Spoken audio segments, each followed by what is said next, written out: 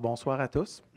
Bienvenue à la séance ordinaire du Conseil municipal du lundi 22 octobre 2018. Alors, avant de débuter, nous avons un événement protocolaire. Donc, je céderai donc la parole. Je vais m'avancer à l'avant à notre maître de cérémonie pour souligner donc un événement bien important ce soir. Alors, Sébastien. Merci, Monsieur le maire. Désolé pour le petit problème technique que nous avons eu. Merci de votre patience. Alors, bonsoir et bienvenue à cette séance du Conseil municipal de la Ville de Terrebonne. Avant de débuter, nous allons procéder à un court hommage au 35e anniversaire de jumelage entre Terrebonne et la ville française de Vitré. Un jumelage qui s'inscrit dans la longue tradition de fraternité et de solidarité entre la France et le Québec. La salle de ce soir est constituée de plusieurs citoyens de Terrebonne qui, chacun à leur façon, ont contribué à bâtir, entretenir ou solidifier ces liens d'amitié entre Terrebonne et Vitré au cours des dernières années. Pour souligner cette contribution, ces Terrebonniennes et Terrebonniens de tous les horizons sont invités à tour de rôle à inscrire leur nom dans le livre d'or de la ville de Terrebonne. Par la suite, le maire de Terrebonne vous adressera quelques mots ici à l'avant. Pour amorcer la signature du livre d'or, j'invite à l'avant Mme Joanne Lecomte.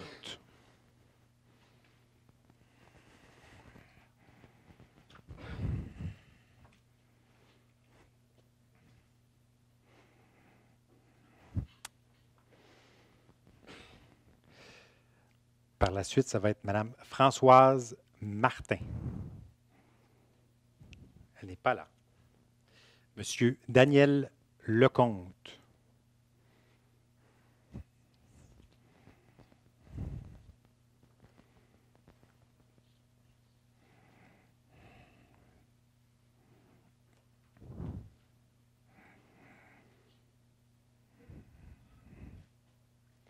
Madame Micheline Chartrand.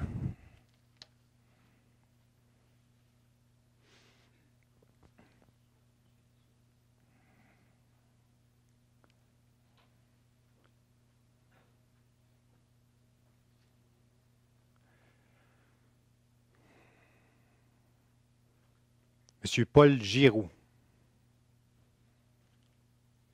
Il n'est pas là. C'est arrivé, il n'est pas là. Madame Linda Paquin.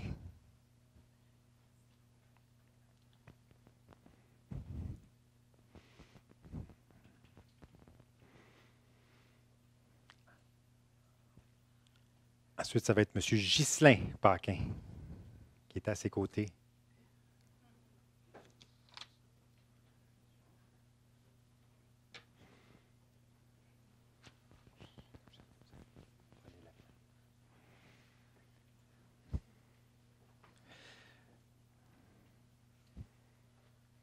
Madame Claire Bouchard.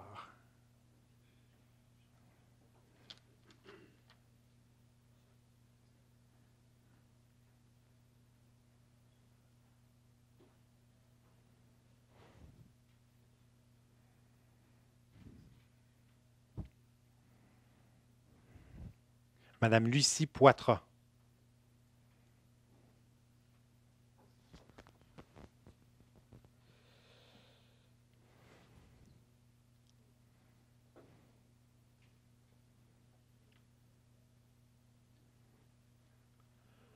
Monsieur Denis Poitras.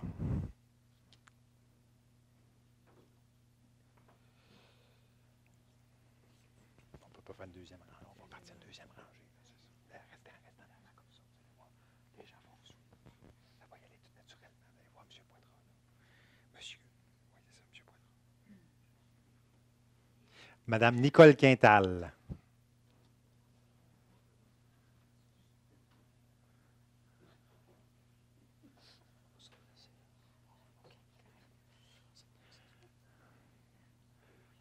Monsieur Roland Quintal.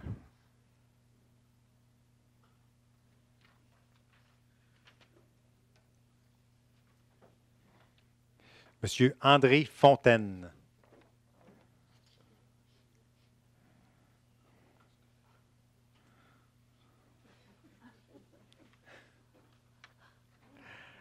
Madame Manon Legris. Est-ce que Mme Legris est là? Oui, d'accord. Vous êtes prête? C'est bon. Mme Manon Legris?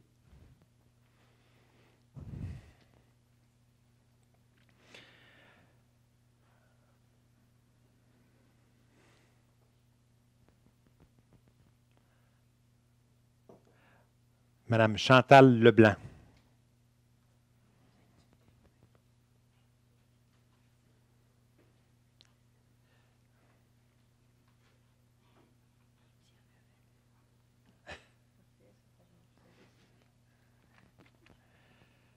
Monsieur Éric Fortin?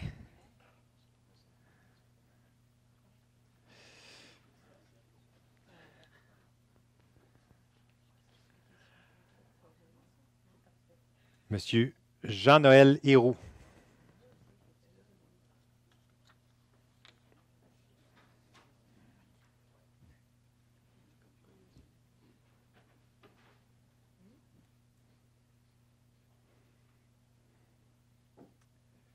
Madame Claudette Marin? Desmeules. Desmeules. Marin. Toutes mes excuses. C'est votre droit le plus entier.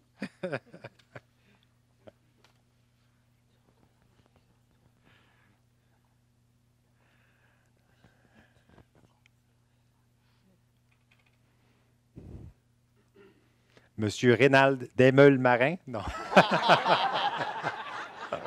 Je vous taquinais. Ça marchera pas. Je vous taquinais.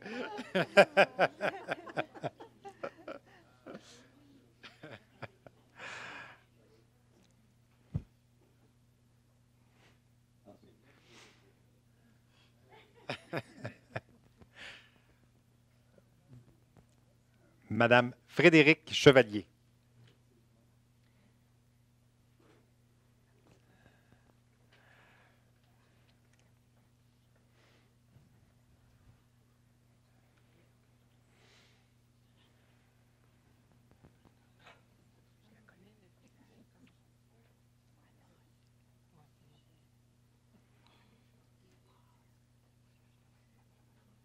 Monsieur Luc Lorrain?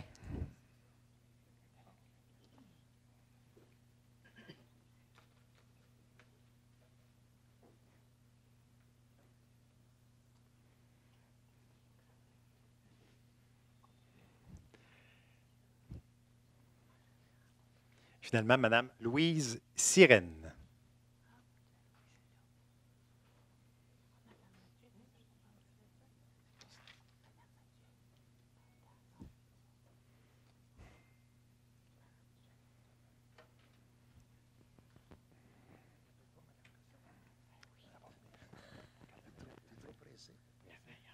J'invite maintenant le maire de Terrebonne, M. Marc-André Plante, à venir vous adresser quelques mots. Monsieur le maire.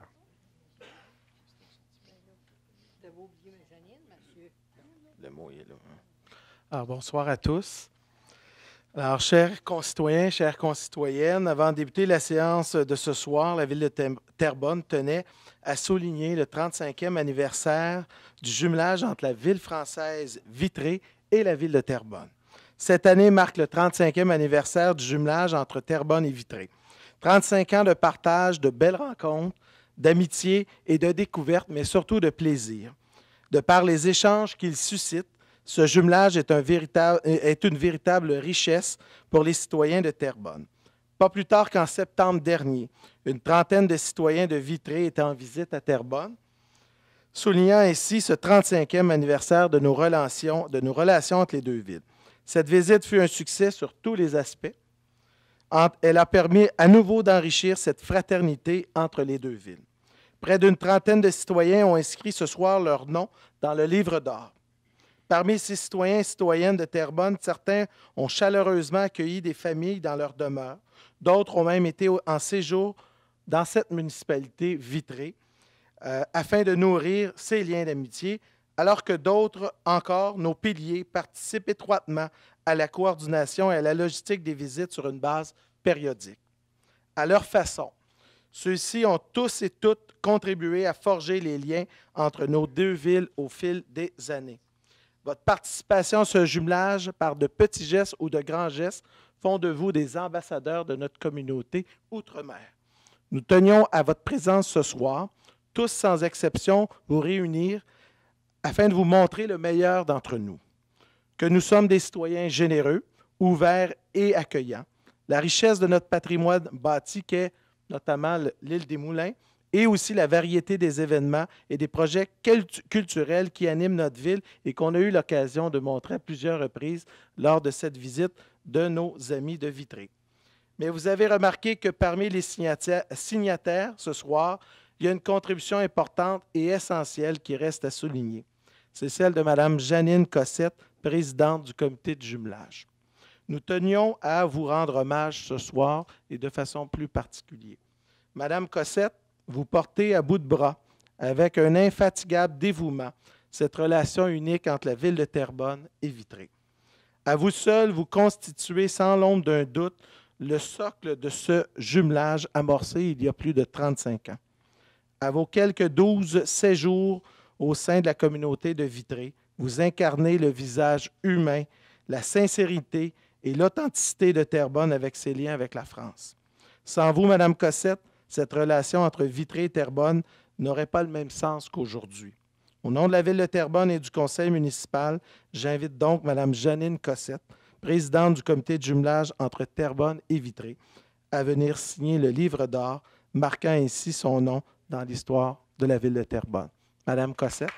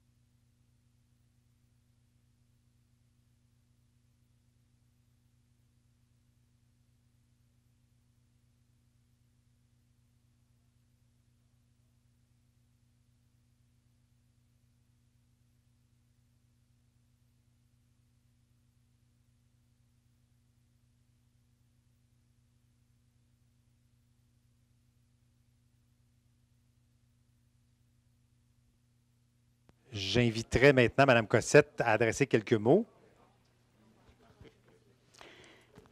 Alors, merci beaucoup, Monsieur le maire et conseillères, de rendre cet hommage aux gens qui ont participé souvent au jumelage. Il y en a encore beaucoup plus que ça, mais on a appelé ceux qui n'avaient hébergé souvent, ou il y en a d'autres qu'on n'a pas appelés, mais qui ont travaillé facilement à recevoir des gens avec beaucoup de plaisir. Alors, on a partagé beaucoup d'amitié. D'ailleurs, je vois Linda qui brasse un peu la tête. J'ai des photos de toi, là, la première fois qu'on a eu des Français. Et puis, à ce moment-là, Simon était petit. Alors, disons qu'on a eu vraiment des échanges intéressants. On a d'ailleurs le petit couple en arrière, là, Frédéric et Luc, qui sont vraiment les Québécois et puis Vitré par le mariage, qui est justement un beau petit garçon qui est venu au monde au Québec. Et on a aussi beaucoup d'échanges qui se sont faits au niveau infirmière, au niveau vétérinaire. La revue de Terrebonne a participé beaucoup au niveau des échanges, que ce soit en communication, au niveau publicitaire ou autre. Alors, merci à tout le monde qui avait participé à tout cet échange. Joanne qui est avec moi et Daniel depuis 25 ans pour, à chaque fois qu'on reçoit des gens pour travailler ensemble, pour faire quelque chose de bien. Et un gros merci, je pense que pour mes gens qui ont travaillé beaucoup à recevoir nos Français dans une qualité extraordinaire, bien, je remercie beaucoup la Ville de vouloir vous rendre hommage ce soir. Merci beaucoup de m'avoir toujours aidé. Merci.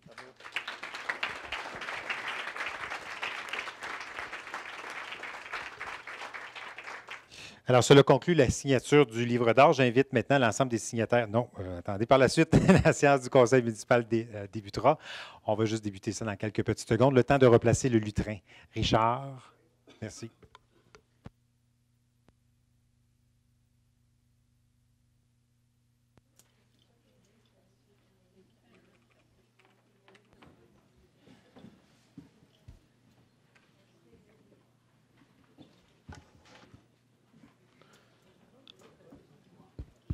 Un, deux.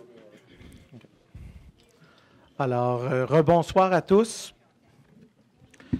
Alors, nous sommes, comme je le disais précédemment, à la séance du conseil municipal du lundi 22 octobre 2018, 19h30, séance ordinaire, ici même, à l'édifice Louis-Lepage, au 754 rue Saint-Pierre.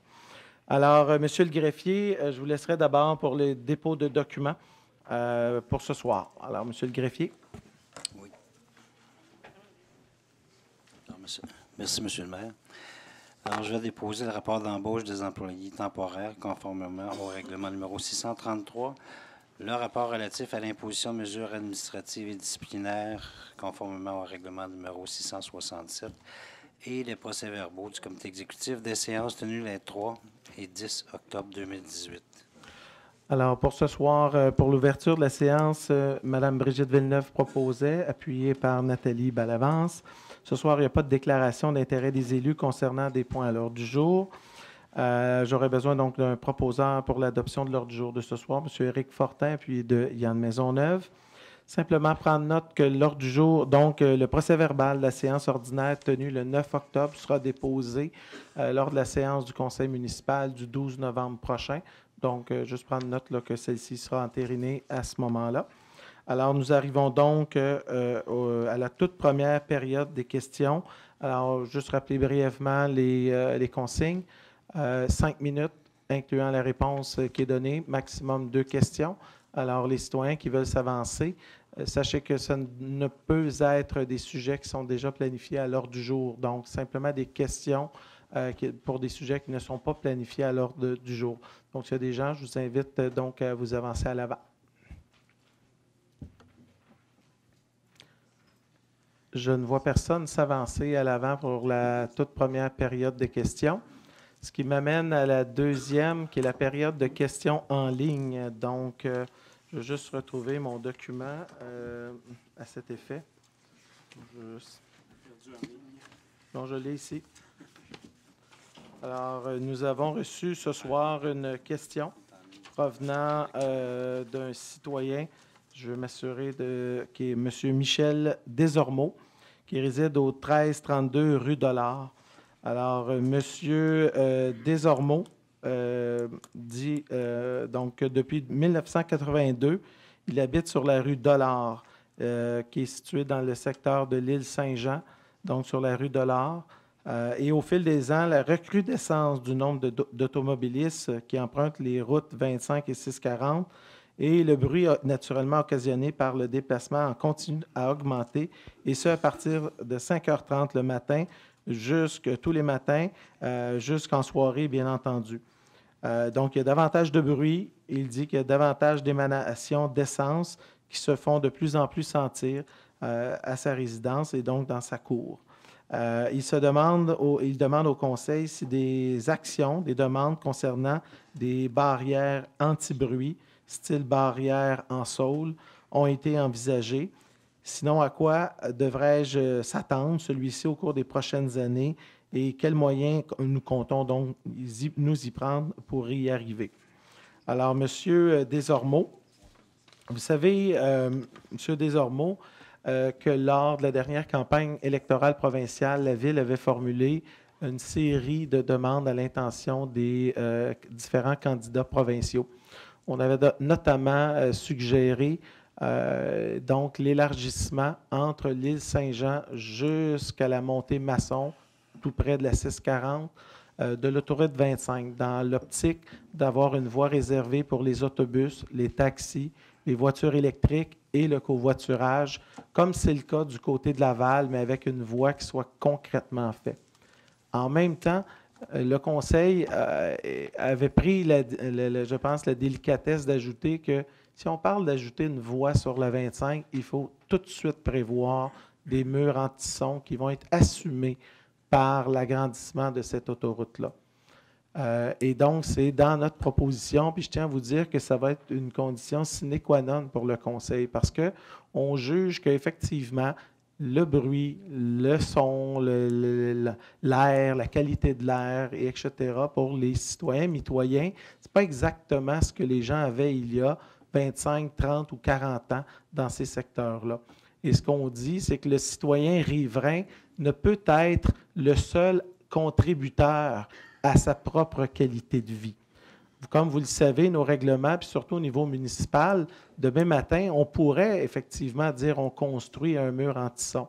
La Ville a déjà par le passé fait des études sur les coûts, et je tiens à vous dire que les coûts, je n'ai pas sous la main, mais les coûts sont excessivement élevés, ce qui serait difficile de refiler en partie la facture aux riverains, donc aux citoyens concernés, et encore plus, même à être départagé par l'ensemble des citoyens de Terrebonne. Comme vous le savez, les automobilistes qui empruntent l'autoroute 25 ne sont pas uniquement des résidents de Terrebonne, ce qui serait profondément frustrant que ce soit que les citoyens de Terrebonne qui paient la facture de l'accroissement de la circulation. Par ailleurs, on sait qu'il y a des projections d'élargissement pour une voie réservée pour les autobus, mais cet élargissement va devoir se faire avec une planification d'un mur anti-son. Alors ça, c'est la réponse que je veux vous donner. Puis je tiens à vous dire qu'on a eu des rencontres avec les différents intervenants, notamment avec le ministère des Transports, et tout le monde est conscient que l'élargissement de la 25 ne pourra jamais se faire sans la planification d'un mur anti-son. Et je tiens à dire que le Conseil va être très solidaire sur cette question parce qu'on estime que les riverains ne peuvent être seuls ceux qui vont assumer la facture, étant donné que les coûts sont beaucoup trop élevés et que personne ne voudra mettre sur sa propre hypothèque ou sur sa propre charge les coûts qui sont liés au passage de milliers d'automobilistes quotidiennement. Alors, c'est la réponse que je voulais donner à M. Desormeaux. Alors maintenant, il n'y a pas d'autres questions en ligne. Alors, on pourrait donc tout de suite passer à l'ordre du jour ce soir. Alors, je vous inviterai à prendre les points 5.1. Alors, M. le greffier.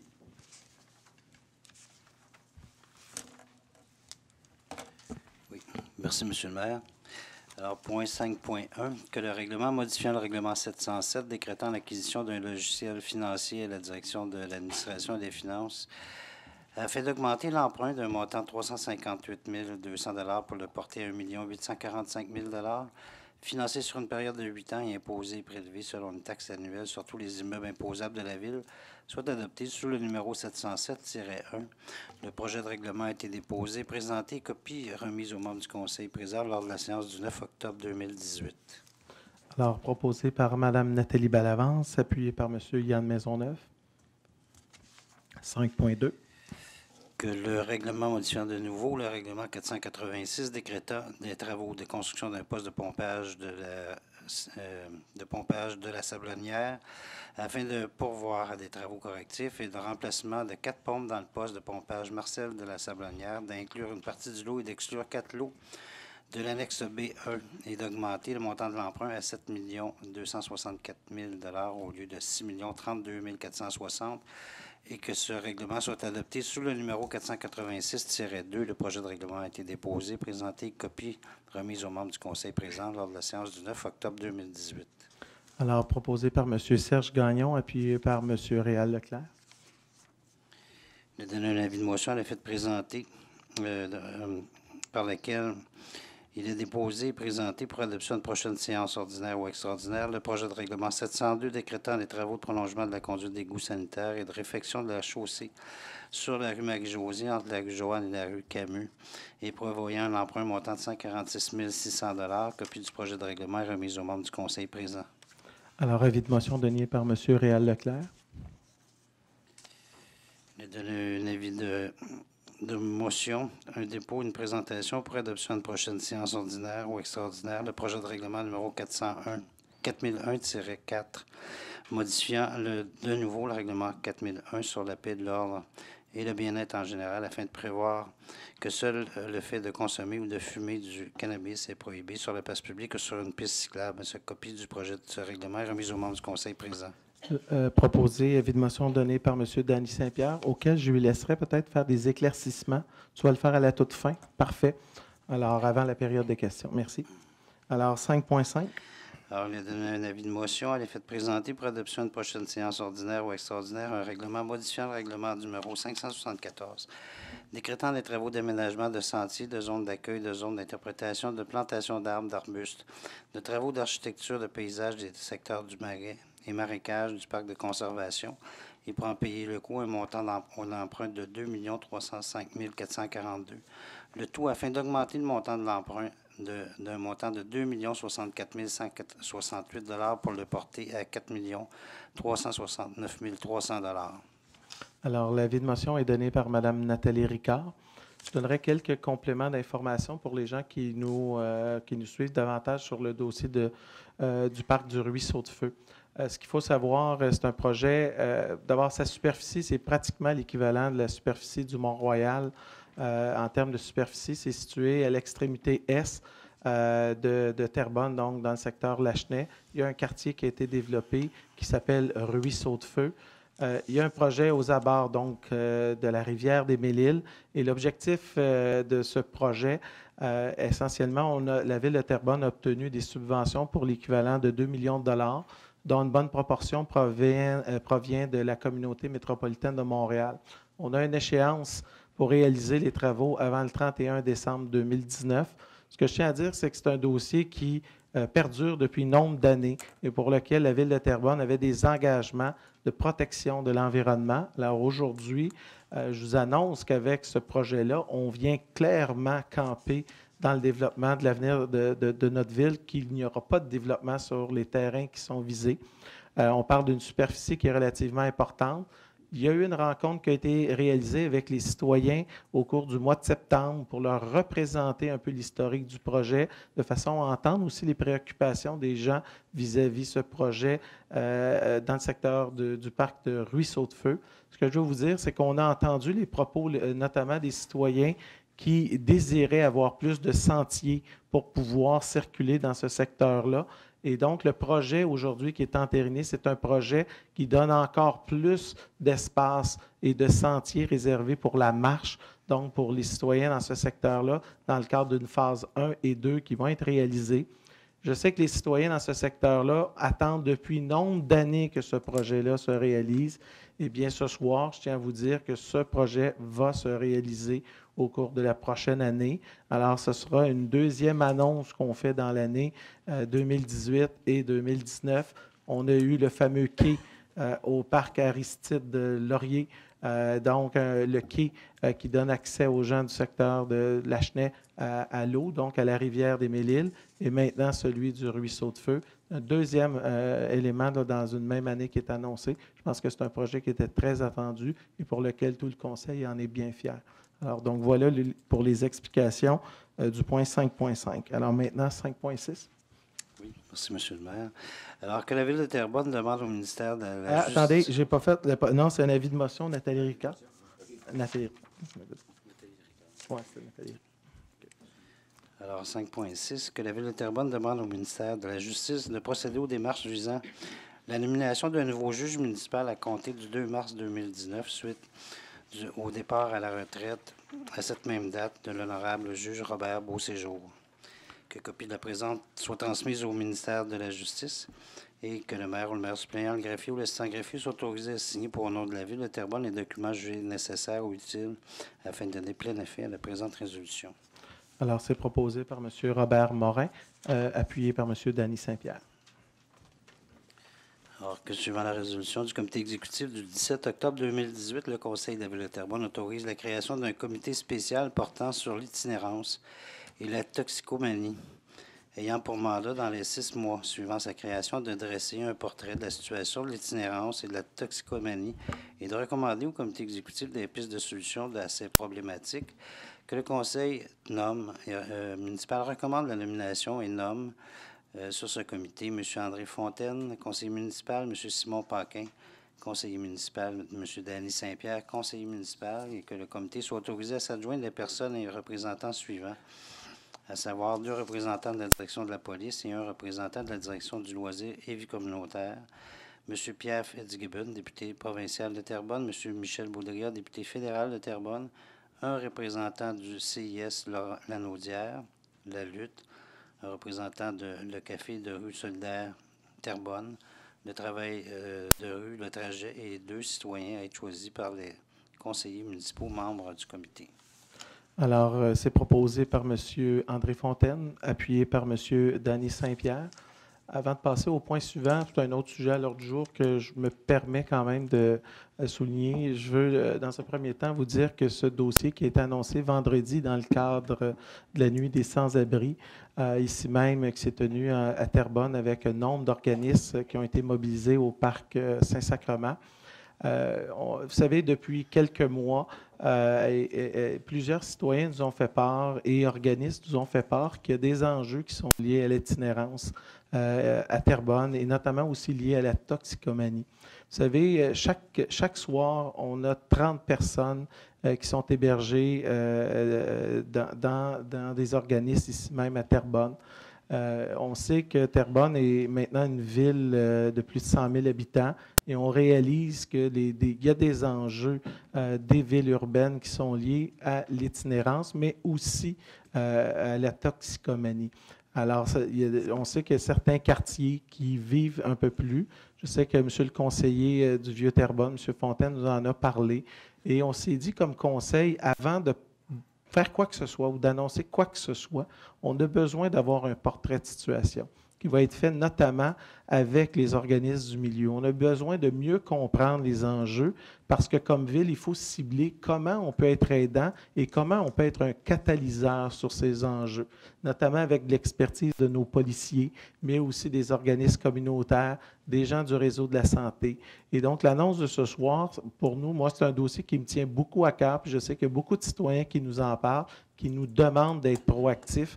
Eh bien, ce soir, l'annonce de ce comité qui va être présidé par M. Fontaine, mais je pense que ça va nous permettre aux membres du Conseil d'avoir déjà un bon diagnostic de situation, puis d'interpeller un ensemble, puis s'il le faut, demander aussi plus de ressources provenant des gouvernements centraux, que ce soit provincial et ou fédéral, pour justement être plus actifs sur ces enjeux au cours des dernières années. Alors, je veux remercier les 3 élus là, qui acceptent là, de travailler sur ce comité au cours des prochains mois.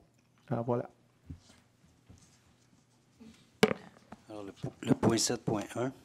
Alors que le Conseil de la Ville de Terrebonne s'engage auprès du ministère du Développement durable, de l'Environnement et de la lutte contre les changements climatiques à lui remettre dans les 60 jours après la fin des travaux de reconstruction du poste industriel ouest et de la conduite de refoulement, une attestation signée par un ingénieur quant à la conformité des travaux avec l'autorisation accordée.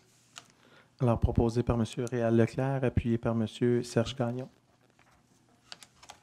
Suivant la recommandation du comité exécutif du 17 octobre 2018, le Conseil de la Ville de Terrebonne accepte la soumission de la Société des entreprises LM, datée du 4 septembre 2018 pour le service de reconditionnement de soufflante à la station d'épuration des eaux usées de la Pinière, le tout pour un montant de 90 600 $, taxes mensuelles à être repris en même les fonds disponibles du règlement numéro 686 et que le certificat de disponibilité de crédit numéro 377 émis par l'assistante trésorière soit joint à la présente pour en faire partie intégrante. Alors, proposé par M. Serge Gagnon, appuyé par M. Yann Maisonneuve.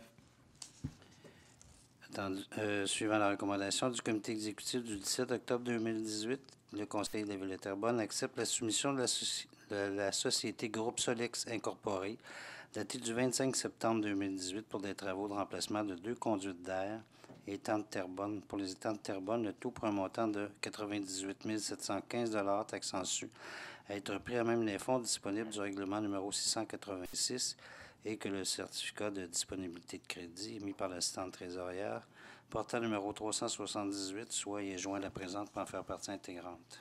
Alors, c'est proposé par Serge Gagnon, appuyé par Yann Maisonneuve. Suivant la recommandation du comité exécutif du 17 octobre 2018, le Conseil de la Ville de Terrebonne accepte, pour un 3e renouvellement d'1 an, à compter du 17 août 2018, la soumission pour l'entretien des patinoires extérieures pour le secteur 2 avec la société Les Entreprises Provac pour une somme de 114 703 $ et 13 sous taxes su, et que le certificat de disponibilité de crédit portant le numéro 371 de l'assistante trésorière soit et est joint à la présente pour en faire partie intégrante. Alors, c'est proposé par Brigitte Villeneuve, appuyé par Éric Fortin. Suivant la recommandation du comité exécutif du 17 octobre 2018, le Conseil de la Ville de Terrebonne accepte, pour un 2e renouvellement d'1 an, compté du 1er décembre 2018, la soumission pour l'entretien des patinoires extérieures, secteurs 1 et 4 avec la société Entreprise CD au montant de 74 237 $ 96 sous, taxes su pour le secteur 1, et de 96 618 $ et 35 sous, taxes su pour le secteur 4, et que le certificat de disponibilité de crédit 376 émis par l'assistante trésorière soit joint à la présente pour en faire partie intégrante. Alors, c'est proposé par Brigitte Villeneuve, appuyé par Éric Fortin. Suivant la recommandation du comité exécutif du 17 octobre 2018, le Conseil de la Ville de Terrebonne accepte pour un 1er renouvellement d'1 an, compté du 11 décembre 2018, la soumission pour le service d'entretien des systèmes de chauffage, de ventilation et d'air climatisé avec la société Navada Limitée au montant de 141 799 $ 53 sous, taxes su, et que le certificat de disponibilité de crédit de l'assistante trésorière portant le numéro 386 soit joint à la présente pour en faire partie intégrante. Proposé par Mme Nathalie Ricard, appuyé par M. Éric Fortin. Suivant la recommandation du comité exécutif du 17 octobre 2018, que le Conseil de la Ville de Terrebonne autorise la création du comité de référence qui accompagnera la direction de l'environnement et la firme Englobe Corp dans la réalisation de la nouvelle mouture du plan vert et la création d'une politique de développement durable et nomme pour y siéger les 4 citoyens suivants, à savoir Mme Marie-Claude Brouillette, Mme Élise Léger, Mme Jessica Grenier et M. Pascal Lachance.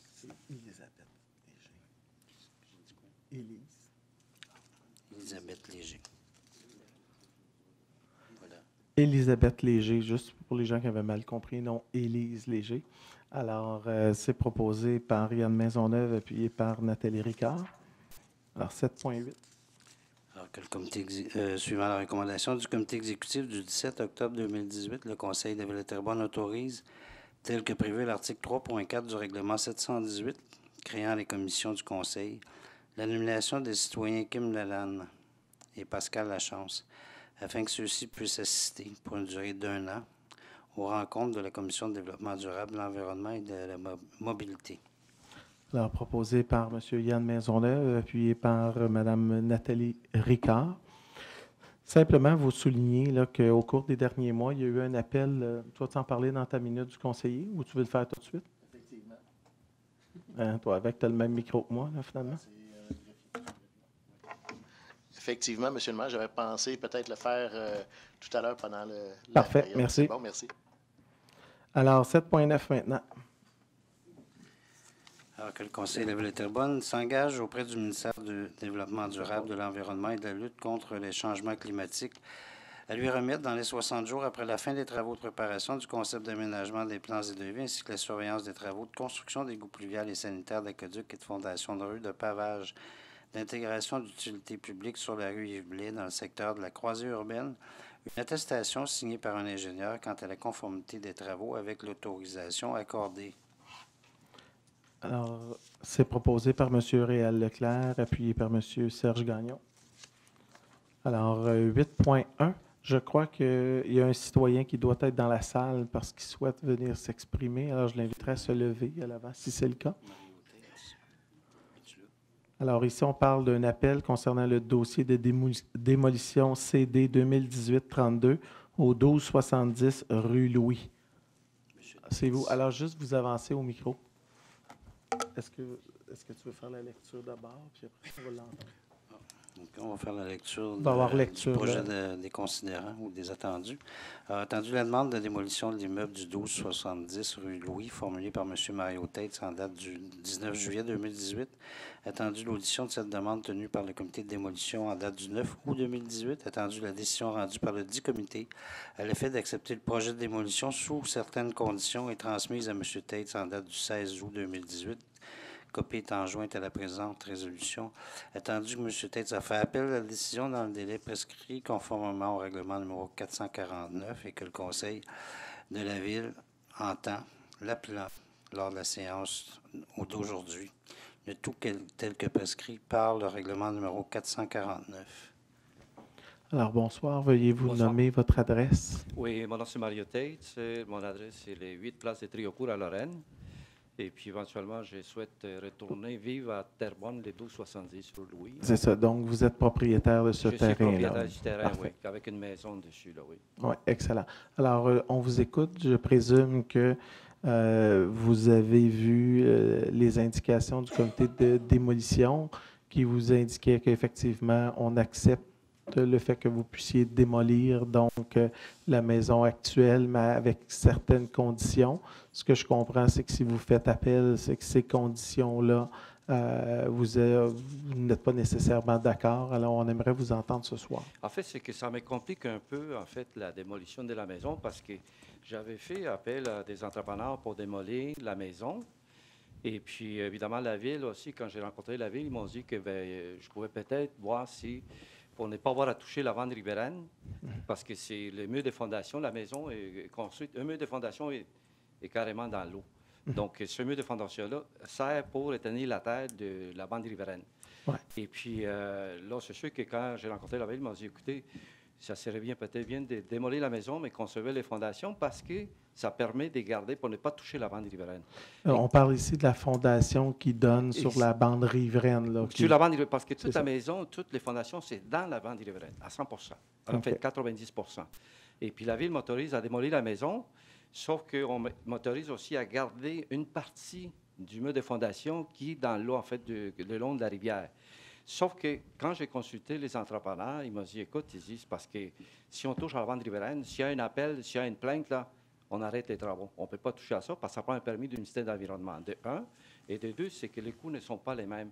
Et troisièmement, c'est que la partie de la fondation, c'est qu'il y a des rottes d'acier, il y a de l'acier, l'armature, tout ça. Ils disent, on ne saura pas comment les démolir parce qu'il faut vraiment...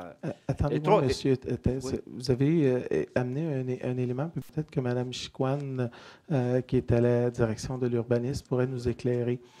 Monsieur vient tout juste de dire que s'il y a une plainte concernant le fait de garder le fameux le mur de fondation qui donne sur la bande riveraine, que ça exigerait un permis du ministère de l'Environnement. Non, c'est pas ça. C'est que pas garder. C'est toucher, excaver toute la partie pour casser. Parce que là, la fondation, c'est ce que je voudrais, c'est que Mme Chicoine nous éclaire à savoir est-ce que c'est bel et bien le cas, quels sont les éléments. Je ne sais pas si vous avez la réponse. Alors, Mme Chicoine, allez-y. Oui, ça devrait fonctionner. Là, ça va marcher. Recommence, ça va marcher. Oui. Bon, bonjour, M. Taitz. Bonjour, Mme Chicoine.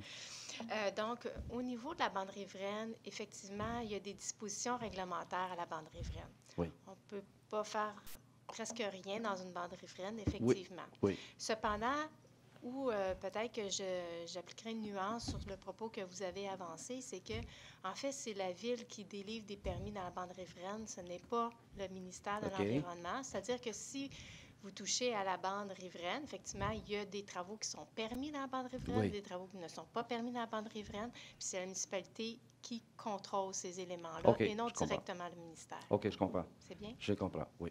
Alors, je vous laisse poursuivre Et- pour les autres non, aspects. moi, c'est la seule chose que j'avais demandé, c'est si je pouvais garder la totalité de la fondation, parce que il est déjà là, la fondation, en fait. Et puis là, si je casse Qu'est-ce que vous voudriez faire avec ça si vous voulez garder la fondation actuelle? c'est juste pour conserver, pour avoir un rattachement avec la maison, parce que moi, la maison, je la fais à peu près à une quinzaine de pieds de la Et un fondation. attachement pour faire quoi? C'est juste faire un balcon, probablement. Là. C'est juste ça. Au lieu de démolir, c'est juste mettre un plancher et puis c'est juste un balcon seulement. C'est juste ça que je veux faire. C'est ça. Vous ne voulez pas faire de piscine là? Non, non, non, non, non, non. OK. Les plans qu'on avait montrés au départ, c'était une proposition que m'avaient fait les technologues en architecture. J'ai dit, mais non, je ne peux pas faire ça parce que moi, je me garde les terrains à côté pour faire ça. Là. Je ne ferai pas là. La maison elle va être même reculée d'une vingtaine de pieds de la maison existante. OK. Ce ne sera pas comme ça avait été présenté. OK. Donc, comme ça avait été présenté au comité de démolition ou comme ça avait été, comme vous nous l'expliquez? Comme ce je soir? l'explique maintenant, la piscine, il n'y aura pas de piscine dans Madame la mur de fondation. juste à Mme Chicoine, là, ce que je viens de comprendre, ce que je viens d'apprendre ce soir, c'est que M. Tête vient de nous dire que on lui avait émis donc un permis de démolition et un permis, mais conditionnel. Non, on ne lui a pas émis le permis, mais on lui a donné des conditions pour faire la démolition de la maison. Là, ce que j'apprends ce soir, c'est que celui-ci semblerait que ce que vous avez reçu, ce n'est pas tout à fait ce qu'il comptait faire. Alors, quelles sont les dispositions? Parce que ce que je comprends, là, c'est que la demande et l'analyse qui a été faite par le comité de démolition semblerait, ce qu'ils viennent de nous aider ce soir, n'est pas tout à fait ce qui va être fait. Et ça, moi, généralement, ça m'inquiète un peu. Je dis toujours, s'il y a des changements par le promoteur, donc par l'actuel propriétaire, bien là, c'est parce que ce soir, on est appelé à statuer sur un dossier qui n'est pas tout à fait ce qui nous est dit par l'actuel propriétaire. Alors, pourriez-vous m'éclairer, là, qu'est-ce qu'on devrait faire dans de telles circonstances? Je m'en doute, mais je veux que vous me le disiez. Bon, effectivement, votre demande, lorsque vous l'avez déposée au comité de démolition, sur le plan d'implantation que vous avez transmis, il y avait une piscine et une terrasse autour. Donc, ça, c'est ce qui a été transmis au comité de démolition. Là, ce que j'entends aujourd'hui, effectivement, c'est que la piscine, ce n'est pas un projet que vous voudriez faire, mais vous voudriez faire une terrasse. Et de là, quand même, je dois souligner que vous ne pouvez pas faire de terrasse de béton ou de bois sur une bande riveraine. Donc, la problématique, c'est que votre votre fondation existante, elle est entièrement dans la bande riveraine. Et faire une nouvelle activité à même cette fondation-là, ou une nouvelle occupation, celle-ci, ce serait peut-être un balcon, comme vous venez juste de nous expliquer, c'est pas possible selon la réglementation. OK, je comprends. La piscine, c'est sûr que quand j'ai rencontré la ville, l'inspecteur de la ville, il m'a dit, c'est sûr que la piscine, on ne pourra pas le faire, c'est parfait. Donc, je dis, la piscine, on ne la mettra pas, la piscine, on va reculer la maison parce qu'elle était trop collée à la fondation existante. Donc, on la recule de 20 pieds et puis on va tout finir en gazon, puis juste la fondation.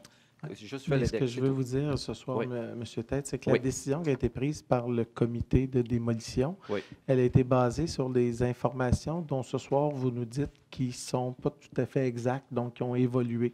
Alors, moi, ce que je vous propose ce soir, c'est de redéposer un projet amendé avec l'information que vous nous donnez. Et à ce moment-là, le comité de démolition pourra l'analyser en fonction de cette proposition-là. Parce que là, ce soir, avec la décision qui a été donnée, dans les faits, la décision, elle ne peut qu'être maintenue. Alors, ce que je vous propose ce soir, c'est qu'on va reporter le point. Parce que je pense qu'il y a un travail qui doit être fait avec les gens de la direction de l'urbanisme. Et à ce moment-là, le comité de démolition qui se réunira à une autre rencontre pourra apprécier votre dossier à partir des nouvelles informations. Mais là, ce soir, vous nous informez d'éléments qui n'ont pas été considérés. Et moi, habituellement, ça m'inquiète toujours, ces situations-là. Alors, le Conseil ne peut pas prendre une décision qui est basée sur une information complète et entière. Et souvent, ce qui nous inquiète, c'est que la personne obtienne le permis, puis qu'il se passe d'autres choses après, puis que là, on soit en mode détricoter des affaires tricotées. Alors moi, ce que je vous demande pour ce soir, on va reporter le point à l'ordre du jour, OK. puis on va vous demander d'être en interrelation avec les gens de la direction de l'urbanisme, puis on verra les prochaines étapes, parce que je ne voudrais surtout pas qu'on prenne une décision, puis que vous deveniez un petit peu les mains liées à cette décision-là, OK. et que vous ne soyez pas en mesure de faire ce qui est légalement OK. fait au plan urbanistique et réglementaire à Terrebonne. Non, j'apprécie beaucoup. Ça vous va? Non, ça me va très bien. Je vais Excellent. rencontrer. Alors, puis, oui, y a pour pas de problème. proposer le report du point 8.1, Oui. je vais avoir besoin d'un proposeur, M. Réal Leclerc, appuyé par M. Danny Saint-Pierre. OK. C'est gentil, merci. Merci beaucoup. Hein, merci. Bonne soirée. Bonne soirée. Alors maintenant, on arrive au point 8.2.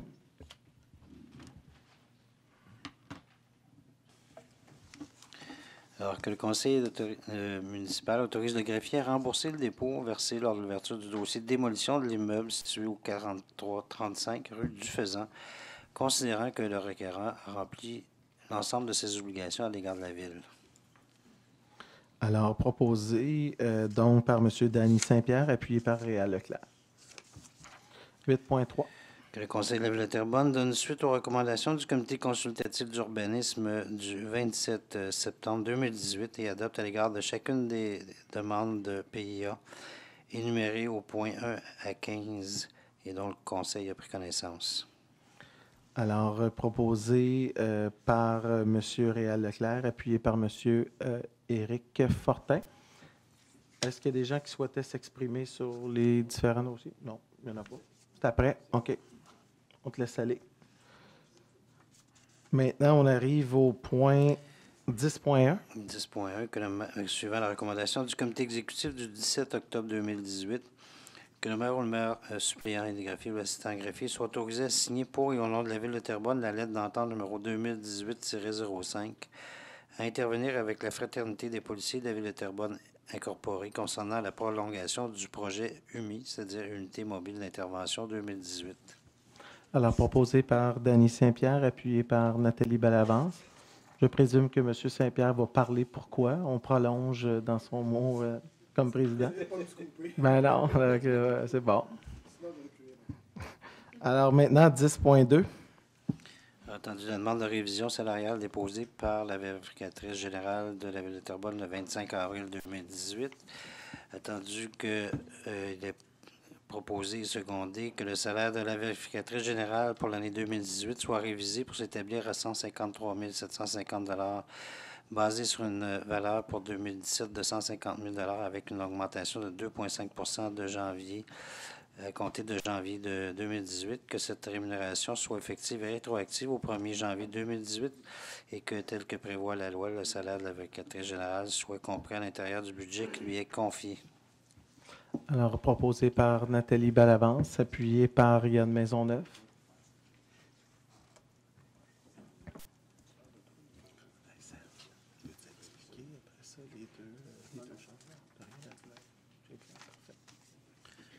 Alors, le point 11.1. Alors que le Conseil de la Ville de Terrebonne, suivant la recommandation du comité exécutif, autorise l'installation de la signalisation routière mentionnée au point 1 et 2 de la présente résolution et dont le Conseil a pris connaissance. Alors, donc, proposé par M. Serge Gagnon, appuyé par Éric Fortin. Moi, j'aimerais ça qu'on dise les deux, qu'on entérine quand même. Là. Non, mais quand même une information intéressante. Les deux. Oui, c'est ça, les deux changements. Le premier changement, c'est l'interdiction de stationnement des deux côtés de la rue en construction, la rue R09, près de l'école primaire des Pionniers et prolongement de la zone de stationnement de 15 minutes sur l'avenue de la Croisée du débarcadère de l'école jusqu'à la rue R09. Et par la suite, l'installation de panneaux d'arrêt temporaires dans les deux sens, dans les deux directions, à l'intersection du boulevard des Seigneurs et de la rue Le Neuf. Alors, juste, je le rappelle, je pense que c'était une demande qui était régulièrement formulée là, pour les gens qui vont à l'école des Pionniers dans le secteur Lachenay. Interdiction de stationnement des deux côtés de la rue temporaire, là, d'une certaine manière. Et sur le boulevard des Seigneurs, c'était un endroit où il y avait beaucoup de vitesse et qui était une demande aussi qui provenait des citoyens du secteur. Je tiens à préciser que c'est un arrêt. Puis il y avait beaucoup de vibrations sur certaines maisons, mais je tiens à préciser que c'est un arrêt temporaire, donc il ne sera pas permanent et qu'un jour, il va être enlevé. C'est la décision qui a été rendue par C'est ça. Ça va être une décision qui a été prise par le comité de circulation. Alors, ça va. Alors maintenant, on arrive donc aux affaires nouvelles. Il n'y a rien. Vous savez que la prochaine séance du conseil municipal, aura lieu, séance ordinaire, se tiendra ici même au 754 rue Saint-Pierre le lundi 12 novembre prochain à 19h30. Alors, donc le 12 novembre prochain. Alors, nous arrivons maintenant à la période, présentation des membres du conseil. Alors, je commencerai d'abord par Mme Brigitte Villeneuve, là, conseillère municipale. Bonsoir. Vendredi, le 12 octobre, avait une activité de financement de la Société d'histoire de la région de Terrebonne, Déguster l'art. Alors, une exposition des œuvres de l'artiste Marie Levac. Monsieur le maire, vous étiez présent, André Fontaine et moi-même avons assisté à cette merveilleuse soirée. Félicitations aux organisateurs. Avait lieu aussi l'Expo-Vente le 13 et 14 octobre dernier. Plus de 1000 visiteurs sont venus. Organisé par le Cercle des fermières de la Plaine, plus de 60 exposants. Il y avait de la musique country sur 2 jours. 35 chanteurs sont venus, quand même. Il ne faisait pas chaud, mais on avait nos chapeaux, nos petites mitaines.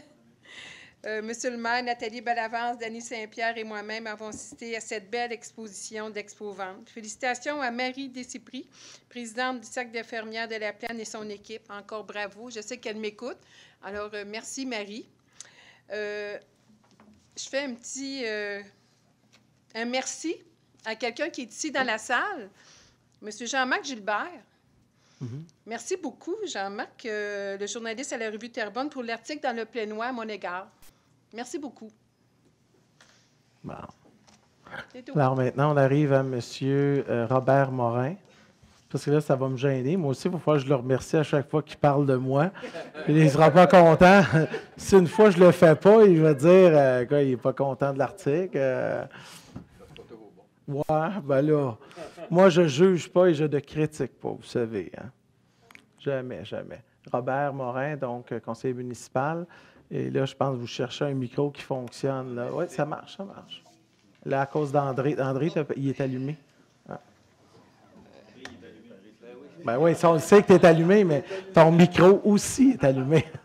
On sera en service entre voisins. Alors, merci, Monsieur le maire. Voici quelques activités auxquelles j'ai assisté dans les dernières semaines.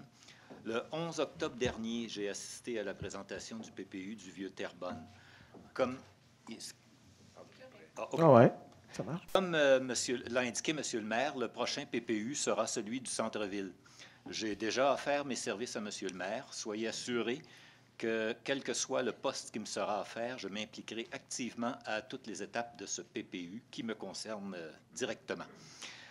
Le lendemain, 12 octobre, j'ai eu le plaisir de parcourir les rues de mon quartier à la course en participant au défi nocturne de l'école Armand-Corbeil en compagnie d'environ 250 jeunes et moins jeunes du quartier et de l'école.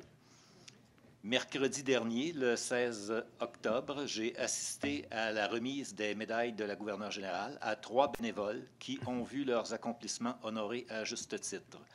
J'étais accompagné à ce moment-là de ma voisine de gauche, Nathalie Ricard, M. Simon Paquin et vous aussi, Monsieur le maire.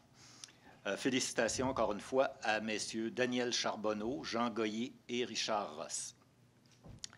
Jeudi et vendredi dernier, les élus et membres de la société civile des 82 municipalités de la communauté métropolitaine de Montréal, la CMM, étaient conviés à la 3e Agora métropolitaine. Il s'agissait d'une occasion unique de s'informer sur le plan métropolitain d'aménagement et de développement, le PMAD, d'échanger et de proposer des idées concrètes pour le prochain plan d'action du PMAD. Les ateliers de la journée étaient suivis d'une exposition de projets inspirants où j'étais très fier de voir que le projet Urbanova figurait en bonne place. Enfin, vendredi dernier, en compagnie de plusieurs membres du Conseil, j'ai participé aux activités de la Nuit des sans-abri et j'ai notamment marché, cette fois-ci, dans les rues de mon quartier, dans le cadre de ces activités qui sont un événement important, je pense, pour sensibiliser la population aux réalités vécues par cette clientèle défavorisée. Voilà qui complète, M. le maire. Merci beaucoup. Merci. Alors maintenant, nous arrivons donc aux deux membres présidents de la commission, M. Yann Maisonneuve. Oui, merci, M. le maire. En fait, je désirais faire une petite allocution ce soir afin de souligner un point majeur de changement dans nos façons de faire. Vous avez failli me couper tout à l'heure. En fait, j'en ai parlé déjà à plusieurs reprises au courant des dernières séances, mais ce soir, c'est chose faite. Donc, je tiens aussi à remercier mes collègues qui ont appuyé favorablement cette nouvelle demande. Donc, au courant de l'été, on a fait appel aux citoyens qui étaient intéressés au niveau de l'environnement à se manifester. On a reçu 74 candidatures et de ces 74-là, on en a choisi 4 pour siéger sur le comité du plan vert. Donc, en gros, le plan vert, je en avais déjà parlé, c'est un peu comme un plan directeur pour les enlignements en matière d'environnement et de développement durable pour les années à venir pour Terrebonne. Donc, qui mieux que des citoyens pour participer à siéger sur un comité comme ça, travailler conjointement avec le consultant pour avoir, dans le fond, les meilleures pratiques à adopter à l'international pour qu'on puisse avoir ça ici à Terrebonne. Donc, je souhaitais personnellement souhaiter la bienvenue aux 4 membres. Donc, on a parlé tout à l'heure Marie-Claude Brouillette, Élisabeth Léger, Jessica Grenier et Pascal Lachance. Je tiens à vous dire merci d'avoir notre ville à cœur. Je trouve ça vraiment... Moi, j'en reviens pas encore qu'on a eu 74 candidatures pour ça. Je suis toujours emballé. Finalement, une première aussi, c'est d'avoir 2 citoyens à une commission permanente de la ville. Le rôle des citoyens va être d'élever, dans le fond, le débat et d'assurer une voix citoyenne dans les propositions amenées à la Commission de l'environnement, du développement durable et de la mobilité. Donc, on a retenu 2 citoyens là-dessus. On a Mme Kim Lalanne et on a aussi Pascal Lachance qui va faire aussi le lien avec le comité, parce que M. Lachance va être aussi sur le comité. Donc, ces 2 citoyens-là vont occuper le poste pour un mandat d'1 an. C'est donc un engagement qu'on avait, nous, de mettre davantage de la place aux citoyens dans la gestion de la ville. Je pense que c'est un geste concret, puis j'ai bien hâte de pouvoir travailler avec ces personnes-là. Merci. Bravo. J'ajouterais, je sais que les gens vont nous poser des questions par rapport aux autres commissions municipales. Simplement vous dire là, que de façon imminente, là, il va y avoir des appels de candidature. Je tiens à vous dire que c'est quand même un travail assez fastidieux parce qu'on l'a vécu avec le comité consultatif de l'urbanisme, maintenant avec le plan vert et la commission de l'environnement. Vous savez, on reçoit 74 candidatures, il y a une analyse, il y a des entrevues, il y a un comité de sélection, puis à la fin, il y a une sélection. Donc, c'est vraiment un travail qui est fastidieux qu'on va vouloir poursuivre aussi pour les 3 autres commissions auxquelles il y aura désignation de 2 citoyens. Je veux remercier les gens là, qui ont envoyé leur candidature. Je pense qu'il y avait une richesse de candidatures, puis ça démontre aussi l'intérêt des citoyens à contribuer et à participer aux décisions à l'intérieur même des instances décisionnelles de la ville de Terrebonne. Puis j'ajouterais aussi, puis je pense qu'il faut s'en faire une fierté, mais de toutes les candidatures, de toutes les fonctions des personnes qui ont été désignées jusqu'à maintenant dans les différentes commissions, on a autant d'hommes que de femmes qui ont été nommés dans les différents comités. Et je tiens aussi qu'il y a une belle représentation de la ville, des citoyens, qui soient de Lachenay, du secteur La Plaine, de Terrebonne, de l'Ouest. On en a vraiment de tout. Et au niveau des âges aussi, on a des moins de 35 ans, on a des retraités, on en a de tous les âges. Alors, je trouve que c'est important aussi là, que les gens qui sont désignés et qui viennent travailler bénévolement, je tiens à le préciser, soient bien représentatifs de la population de Terrebonne. Et ça, de ce côté-là, je veux féliciter les membres du conseil d'avoir cette ouverture, d'accueillir des citoyens là, dans ces comités commissions. Alors maintenant, on arrive à M. Saint-Pierre. Dany. Bien, bonsoir, M. le maire. Bonsoir à tout le monde. Tout d'abord, j'aimerais vous dire que ça me fait plaisir de me joindre avec M. Fontaine et M. Paquin au niveau de la commission spéciale sur l'itinérance et la toxicomanie. Je suis bien heureux de pouvoir apporter mon expertise et mon expérience à ce nouveau comité. En deuxième point, j'aimerais apporter des points, des petits rappels au niveau de la Commission de sécurité publique. On a eu cet après-midi même un rapport au niveau du dossier des bernaches sur l'île des Moulins. Vous savez que depuis quelques années, la ville de Terrebonne procède à l'effarouchement des bernaches afin d'éviter qu'on aille trop dans le secteur. C'est une grande problématique. Le constat qu'on peut en faire, c'est qu'il va falloir sensibiliser davantage les citoyens au niveau de ne pas nourrir ces animaux-là. Ça ne les aide pas, au contraire, ça peut plus leur nuire et les mettre en péril. Et en plus, ça nous crée des problèmes. La Ville investit des sommes pour faire en sorte que l'île au Moulin ne soit pas garnie de fientes de bernaches. Et en les nourrissant, on les attire. Donc, ça, c'est le premier point. Ensuite, j'aimerais rappeler que tantôt, on précisait que l'unité mobile d'intervention de la police a été prolongée jusqu'au mois de décembre.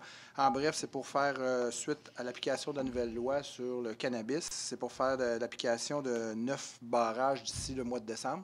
D'ailleurs, il y en a déjà eu un qui s'est tenu jeudi dernier, le 18 octobre, près du cégep de Terrebonne. Plus de 2000 conducteurs qui ont été interpellés. Tout le monde était en état de conduire. Excellente nouvelle. Aucune arrestation. Tout le monde est fidèle à la réglementation, c'est bien. Et pour continuer sur le dossier, la possession du cannabis, le dossier du cannabis, c'est-à-dire, effectivement, pardon? Oui. Effectivement, on vous a écouté suite à l'approbation du règlement le 9 octobre dernier.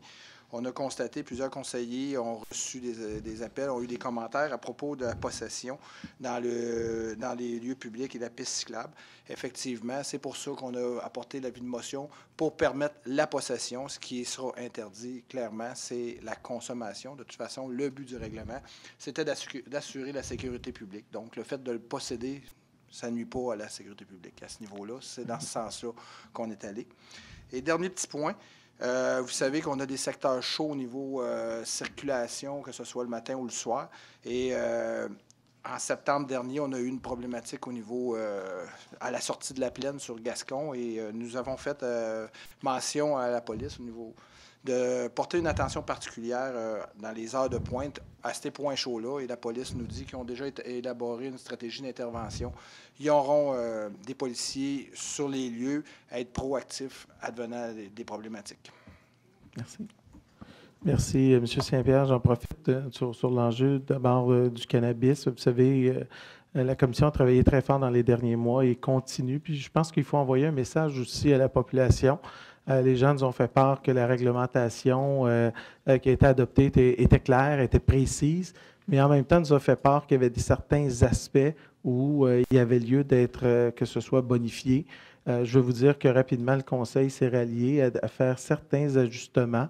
Et on n'est pas fermé à l'idée au Conseil d'être à l'écoute lorsqu'il y a un consensus à faire des ajustements. Je tiens à vous dire que depuis quelques jours, l'application du règlement, on ne nous rapporte pas de problématiques sur le territoire et qu'en bon français, il y a une collaboration et une contribution de l'ensemble des citoyens à respecter la réglementation. Je suis convaincu que ça va se poursuivre au cours des prochains mois et des prochaines années.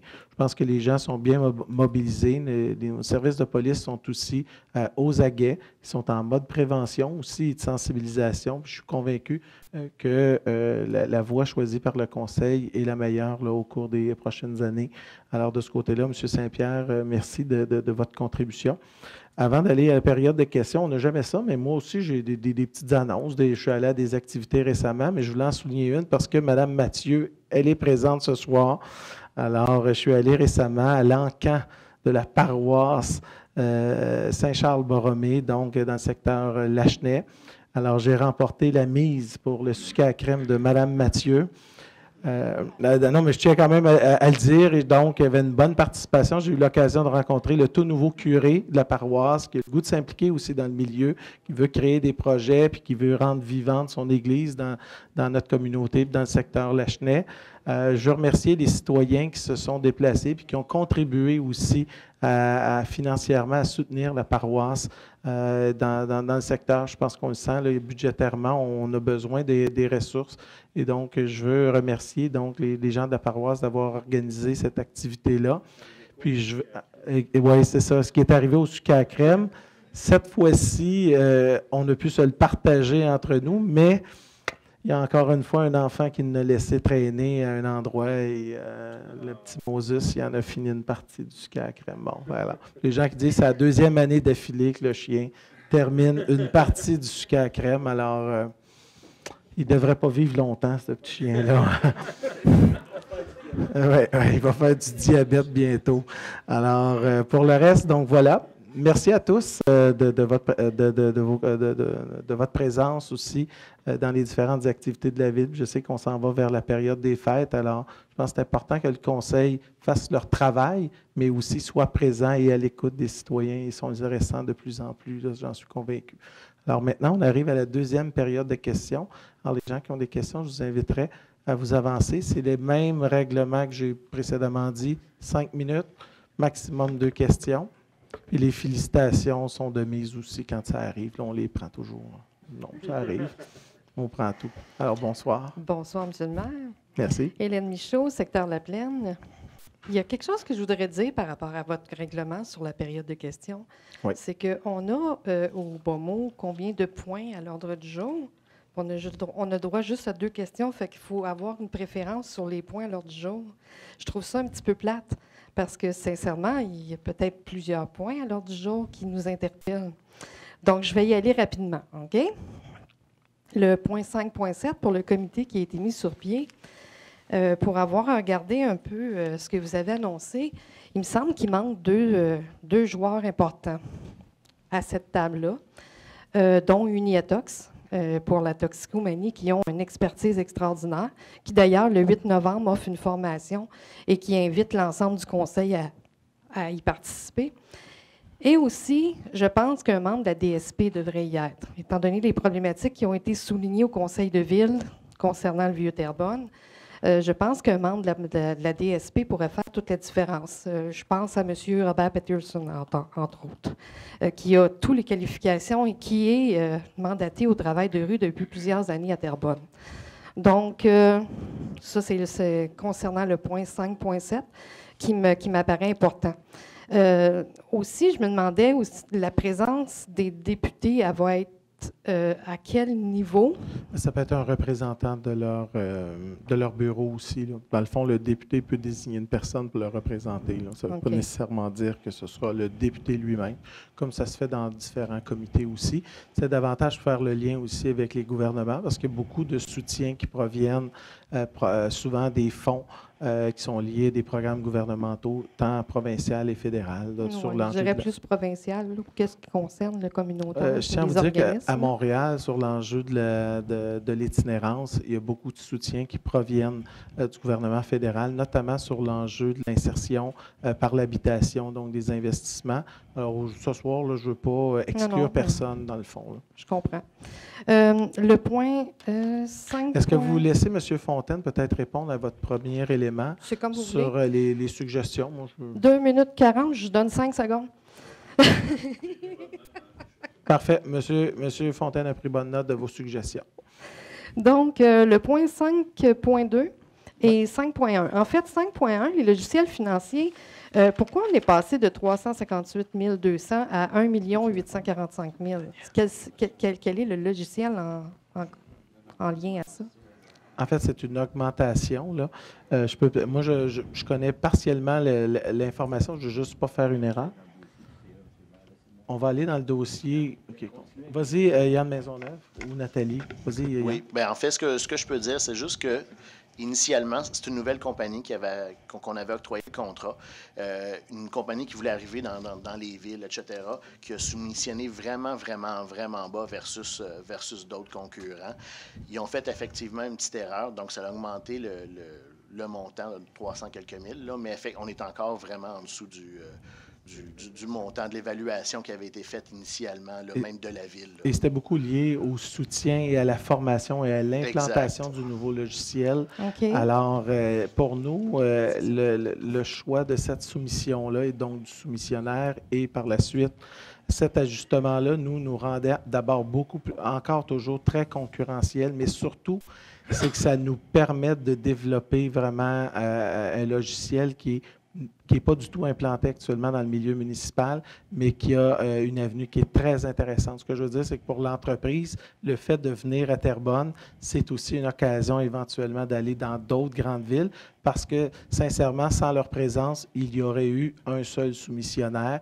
Et nous, on était beaucoup plus intéressés dans les cotes d'évaluation lors de l'appel de soumission par la proposition de cette entreprise. Donc, je comprends bien, on a élargi l'appel d'offres pour pouvoir accueillir des nouveaux joueurs. Des nouveaux joueurs. Et ça s'est avéré que... Il y avait un aspect dans l'appel de soumission qui était tout l'enjeu de ce qu'on appelle de la formation de nos propres employés dans l'implantation et pour lequel il manquait des ressources et qui n'avaient pas été prévues. Et là, on a voulu faire l'ajustement pour s'ajouter à cela. Puis ce qui est intéressant de dire, c'est qu'en bout de ligne, par rapport à l'estimation originale, c'est beaucoup moins élevé. Monsieur le directeur général, là, il vient de trouver l'information, on va pouvoir vous en ajouter davantage. Alors, Mme Michaud, effectivement, dans le dossier du logiciel financier, initialement, on a déjà un logiciel financier à la Ville. Et le premier scénario qui avait été analysé, c'était de garder ce logiciel financier-là et de passer à une autre version, si on veut, ce qui était moins coûteux.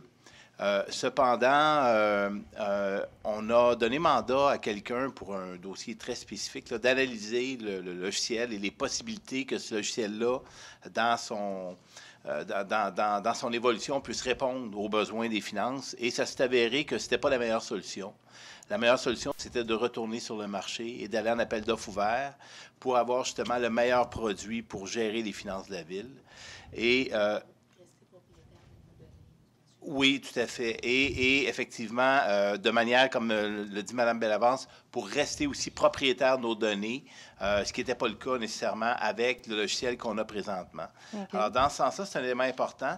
L'autre élément aussi, c'est que on a choisi aussi d'y aller avec l'embauche d'un contractuel 3 ans qui va être là durant toute la période de la mise en place du logiciel financier et qui est un expert dans le domaine et qui va accompagner les gens là-bas pour s'assurer qu'ils aient le support requis pour avoir toutes les compétences pour gérer ça. C'est quand même pas... c'est pas des logiciels qui sont simples et c'est des logiciels qu'il faut utiliser vraiment à bon escient. Donc, tout ça mis ensemble, là, ça fait que vous avez dépassé votre 5 minutes. Ça fait que vous avez pris mon temps. Mais je comprends, mais ce que je vous propose, on va revenir après ça. La dernière question est quand même simple. C'est juste que vous avez le même problème au 5.2. Il y a un écart de 1 231 000 à 7 millions. Je vous avoue que l'écart m'impressionne. Serge va vous donner l'explication, puis je tiens à vous dire que dans ce dossier-là, il y a un enjeu. On est en poursuite judiciaire aussi sur ce dossier-là, mais je vais laisser M. Gagnon vous donner l'information. Juste fermer vos micros. Ouais. Bon, c'est que les pompes installées présentement nous donnent différentes difficultés. Alors, ces pompes doivent être remplacées. Alors, comme on ne peut pas attendre d'avoir des problèmes graves avec la station de pompage, bon, on y va tout de suite avec les travaux. Mais on est en recours contre l'entreprise qui a installé les pompes initiales. Puis, au bout de la ligne, en principe, pour les citoyens. Donc, il y a eu un autre appel d'offres? Non, c'est que précédemment, il y a quelques années, il y a eu donc une attribution de contrat pour ces stations de pompage-là. Et la conception technique au plan de l'ingénierie a été mal conçue. Alors, nous, à partir de là, parce que les stations de pompage brisaient continuellement. Alors là, on a dit, écoutez, c'est un problème qui est important. Alors là, la décision qui a été prise par règlement d'emprunt, c'est de corriger, parce que demain matin, il faut que les gens reçoivent leur eau. Là, donc, la station de pompage... Il faut que l'eau parte. Excusez, là. Il faut que l'eau parte. Mais la problématique, c'est qu'actuellement, les coûts qui sont liés à ça, nous, vont être dans un règlement en justice par rapport à cette entreprise-là qui a mal conçu. Alors, et je tiens à dire que ça, c'est des décisions qui ont été prises il y a quelques années. Là. On est, comme on dit, en train de régler des dossiers qui ne sentent pas bon, vous me direz, là, mais des dossiers pour lesquels on va aller devant la Cour vis-à-vis le concepteur de cette station de pompage-là. Genre de dossier qui est dans le 1584 pages à lire? Non, malheureusement, ce n'est pas dans ce 1500 pages-là. Mais bon. C'est bon. Mais c'est surtout un dossier qui nous amène à réfléchir à la Ville qu'on est mieux d'être propriétaire et d'avoir l'expertise dans notre administration plutôt que d'être continuellement tributaire de l'extérieur. Et parfois sur ces genres de conception-là de projet, c'est qu'on se retrouve avec un seul soumissionnaire qui vend sa proposition, puis qu'on achète tout, mais qu'on est obligé de prendre les mêmes pièces d'année en année. Et là, ce qu'on veut de plus en plus au cours des prochaines années, c'est d'avoir une autonomie municipale, puis surtout être capable d'avoir une compétition dans ces secteurs-là. Merci. Merci. Bonsoir. Bonsoir. Micheline Mathieu. Je m'en viens vous dire merci parce que le ruisseau de feu, je suis sûre maintenant que de mon vivant, je vais pouvoir le voir terminé parce que ça fait plus de 25 ans à en entendre parler, moi, de ce ruisseau de feu-là. J'ai bien hâte de le voir vraiment, là, puis que j'aie le temps, que je sois encore en vie pour le voir, pour le constater. Et puis, vous m'excuserez pour dimanche, je ne pouvais pas être là, c'était vraiment un cas exceptionnel, mais j'étais allée porter le samedi soir mes choses après la messe pour l'encan. L'année prochaine, j'y serai, puis je vais régler votre cas de sucre à crème. Bon. Vous allez me faire une vente privée, c'est ça que vous allez me dire? Je vais vous faire un cadeau. Ah, OK. Non, ça, j'ai pas le droit. Ah, il va falloir que je le déclare. Vous dites. Ouais, mais vous ne vendrez pas votre âme pour une assiette de sucre à crème. Oui, je sais, mais est-ce que vous pouvez dire que la valeur de votre assiette est de moins de 25 $? Vous marquerez 24,99 pour être sûr qu'au règlement soit correct. On peut faire ça. Oui. Merci. Merci à vous. Bonsoir. Bonsoir. Pascal Perrault, 2205 Boulevard des Seigneurs. Ma question s'adresse à Mme Nathalie Ricard. Ce n'est pas à l'ordre du jour, mais on parlait d'entrave au niveau de Desseigneurs et Moody. Qu'est-ce qui s'est passé? Bien, vous parlez là, pour les travaux qui doivent être faits? Effectivement. L'asphaltage, écoutez, il y a de l'asphaltage qui devait se faire ce vendredi soir. En date du 19 et du 20. Oui, exactement. Ce qui s'est passé, d'abord, deux choses. Votre maire, à la demande de beaucoup de ses citoyens, on a jugé bon qu'il fallait aller un petit peu plus loin dans le réasphaltage sur l'axe Moody et Desseigneurs. Et après les ajouts de dernière minute auprès de l'entrepreneur, on en est venu à la conclusion que c'est non pas une nuit, mais plutôt 2 nuits. Mais puisqu'on avait déjà annoncé qu'on fermerait partiellement cet axe-là, vendredi soir, de la nuit de vendredi à samedi, puis que ça prenait une deuxième soirée. Toute la planification n'avait pas été faite pour 2 soirées consécutives. Alors, ce qu'on a fait, puis surtout qu'il annonçait de la mauvaise température et très venteux vendredi soir, vous l'avez sûrement remarqué au cours du week-end, on a préféré reporter à la semaine suivante. On espère qu'en fin de semaine, la température va être meilleure, mais on va plutôt aller vers un avis pour 2 nuits consécutives, pour qu'il y ait, oui, effectivement, entrave à la circulation, mais dans des périodes de faible affluence. Alors, je ne vous annonce pas ce soir que c'est vendredi puis samedi prochain, mais si la température elle est de notre bord, ça devrait être fait là, dès ce week-end. Et ce sera même fait pour un petit peu plus que ce qui avait été prévu à l'origine là, pour corriger là, l'intersection. Et ma deuxième question, le boulevard des Seigneurs, partant de Hauteville jusqu'à, mettons... Plaisance. Écoutez, première des choses, c'est planifié dans TEC 3. Okay. Fait il y a une chose que vous êtes certain, c'est que ça va être fait avant le 31 décembre 2019. Vous êtes certain de tout ça. Non, c'est juste parce que on voit les camions de la ville. Oui. Les camions de la ville, ils viennent puis ils font juste comme patcher les trous. Mais c'est que le gars, il est comme patché là. Oui, non, mais vous n'avez pas besoin de nous le dire. C'est pour cette raison-là qu'on l'a priorisé dans le programme TEC 3. Ce tronçon-là va être fait. Quand je vous dis, c'est certain que ça va être fait avant le 31 décembre 2019, c'est parce que c'est la date limite pour le faire. Mais ce que je veux vous dire, c'est que les appels de soumission et tout, on veut les planifier le plus tôt possible dans l'année 2019. Aujourd'hui, je ne peux vous confirmer à quel moment ça va être fait parce qu'il va y avoir un appel de soumission. Et évidemment, il y a toute la notion des coûts. Vous savez qu'en ce moment, les appels de soumission pour l'asphaltage, il faut suivre les coûts parce qu'il y a une croissance de la facture qui vient, notamment avec le bitume qui est en hausse. Alors, c'est ça, c'est parce que les plans d'asphalte ferment, je vous dirais, le 22 ou le 23 Oui, mais ça novembre. ne se fera pas avant le 31 décembre 2018.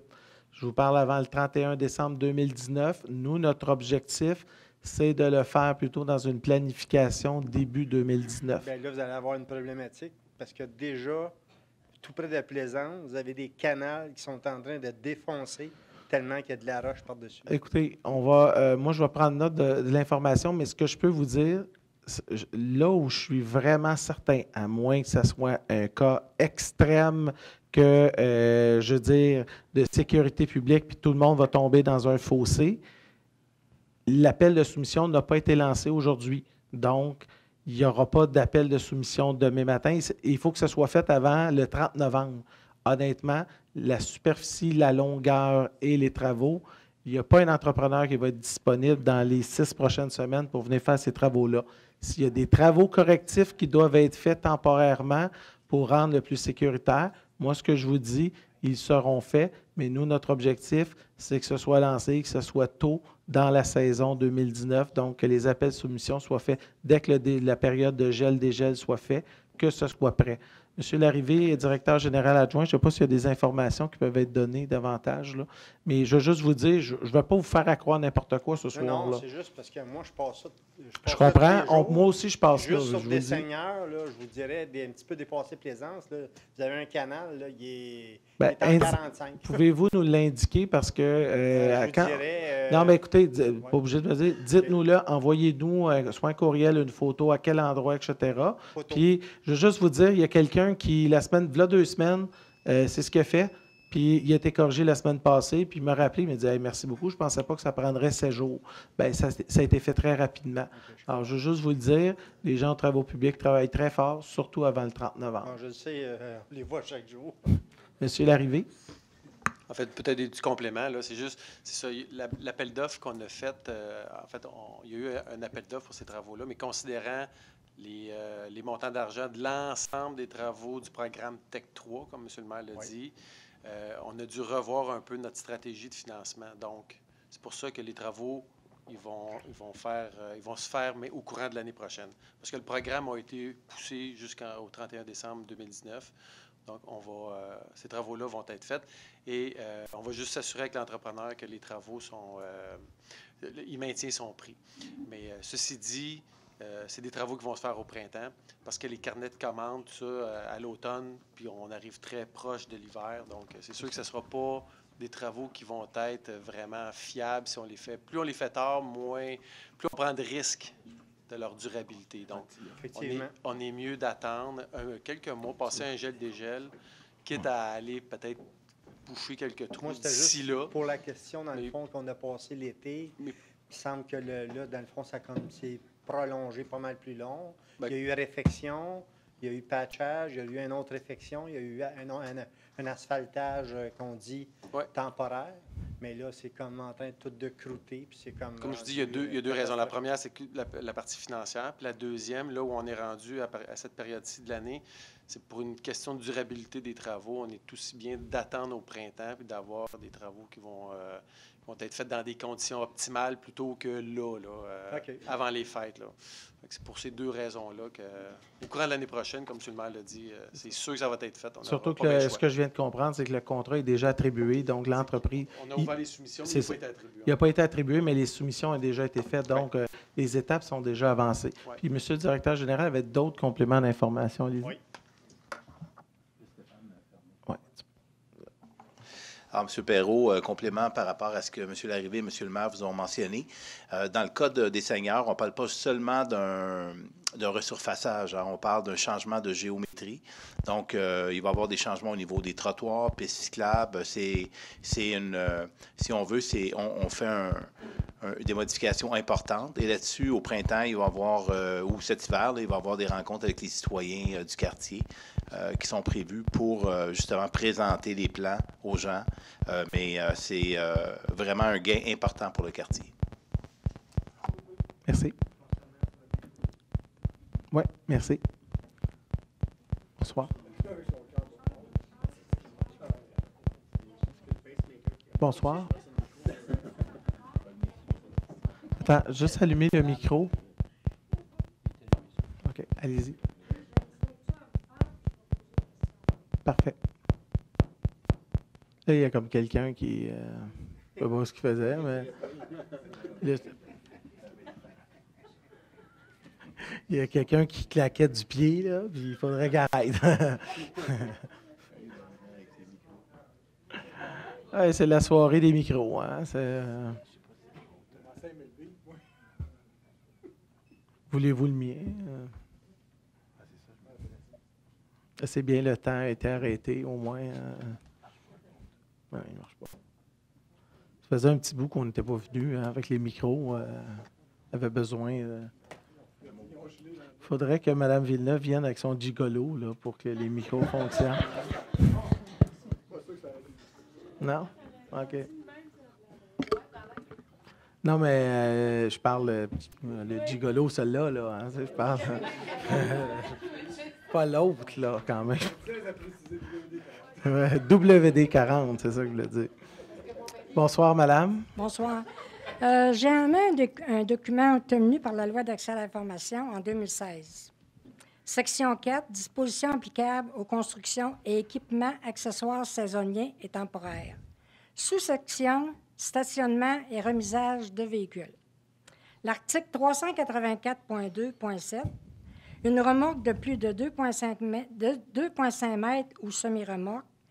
Au point 10, le stationnement ou le remisage de véhicules lourds est interdit sur le terrain ou dans un bâtiment situé sur un terrain occupé par un usage du groupe d'habitation de toute classe. À l'automne 2017, à la section 10, le stationnement ou remisage de véhicules lourds et récréatifs, la section ou dans un bâtiment situé sur un terrain a été retirée par dérogation. Ouais. Moi, je veux savoir comment on s'y prend pour faire enlever ça par dérogation. Vous parlez pour les véhicules faire enlever, là, au point 10, l'article 384.2, enlever dans un bâtiment situé sur un terrain où c'était interdit avant. Vous parlez, juste Mme Chicoine, là, vous allez peut-être m'aider. Oui, Monsieur le maire, je peux vous aider. Donc, ce n'est pas une dérogation, il faut faire attention aux termes, mais pour modifier un règlement, ça prend un amendement réglementaire et non une dérogation. Bon, c'est ce qui m'a été dit. En tout cas, de toute façon, les 5-6 mots principaux qui est le stationnement ou le remisage de véhicules lourds, ça, c'est dans la section de travail, est interdit sur le terrain ou dans un bâtiment situé sur un terrain. Et ça, cette partie-là de véhicules lourds dans un garage a été enlevée. Maintenant, c'est possible de mettre une remorque commerciale dans un garage, dans un quartier résidentiel. Madame Chicoine? La réponse est oui. En fait, s'il est dans un garage, dans un bâtiment accessoire. Mais c'est parce que comment ça se fait que c'est interdit en 2016 puis l'interdiction est enlevée en 2017? Parce qu'il y a eu un amendement réglementaire. Mais pour les raisons pour lesquelles cette partie-là est enlevée? L'amendement réglementaire a été proposé dans le cadre d'un processus qui est commencé au comité consultatif de l'urbanisme. Ensuite, il y a eu une soirée de consultation. Les membres du conseil municipal se sont exprimés, je pense, à 3 reprises, pas une, parce que d'abord, il y a le préalable, il y a l'adoption, l'avis de motion, puis après ça, il y a l'adoption finale. Et si je me souviens bien, tout ça s'est fait au cours du printemps jusqu'à la période estivale, donc je crois au mois d'août dernier. 2018? Non, c'est l'année d'avant, OK. Hein? Parce que je pense que madame me parle des véhicules récréatifs. Là, non, des véhicules commerciaux. Une remorque commerciale. Mais c'était dans le même? C'est pas le même. Mais écoutez, si vous allez être obligé de m'éclairer. C'était 1 an avant que je sois là. Fait que vu que je n'ai pas vu ce règlement-là, j'en ai aucune idée. Oui, parce que je l'ai eu, moi, par l'accès à l'information. C'est parce que ces véhicules-là étaient interdits dans un bâtiment ou dans un terrain, dans un quartier résidentiel. Et parce que cette remorque-là était dans un quartier résidentiel où on est toutes des maisons collées, il y a eu 2 explosions et un incendie. Et moi, je vais le dire franchement, j'ai fait une plainte, puis suite à ma plainte, les inspecteurs sont venus et la remorque a eu interdiction de s'installer et dans le garage et dans la rue, parce que le règlement le dit ici, là, j'ai la copie du règlement 384, que c'était interdit, mais en 2017, la section de remorque commerciale dans le bâtiment a été enlevée. Là, maintenant, la personne peut mettre la remorque dangereuse, je dis bien dangereuse parce qu'elle a déjà explosé 2 fois et pris en feu. Elle a le droit maintenant d'être dans le garage, mais pas dans l'entrée. Il y a quelque chose, moi, qui me... Bon, moi, c'est à 8 pieds de ma demeure. Ouais, écoutez, moi, ce que je vous propose, d'abord, j'ai aucune idée où est votre demeure et quelle est la situation. Ce que je vous propose, Mme Chicoine va prendre vos coordonnées pour parler, de votre situation. S'il y a un aspect réglementaire qui a été modifié, puis oups, ça a laissé une coquille ou une situation, bien, par la suite, il va y avoir une recommandation faite par la direction de l'urbanisme qui va aller au comité consultatif. Mais là, pour moi, ce soir, là, j'essaie de suivre ce que vous m'expliquez, là, mais ce soir, on ne peut pas amender ça sur le plan. Et j'aimerais bien qu'on puisse bien comprendre votre situation et peut-être celle de d'autres citoyens. Alors, s'il y a des modifications ou des correctifs qui doivent être faits par rapport à des changements qui ont eu lieu avant notre arrivée au conseil municipal, on va s'informer de la situation, quelles étaient les raisons, pourquoi et comment c'est arrivé. Mais pour ce soir, malheureusement, je pense qu'on a besoin d'un état de situation au conseil, donc on prend note de ce que vous nous déposez.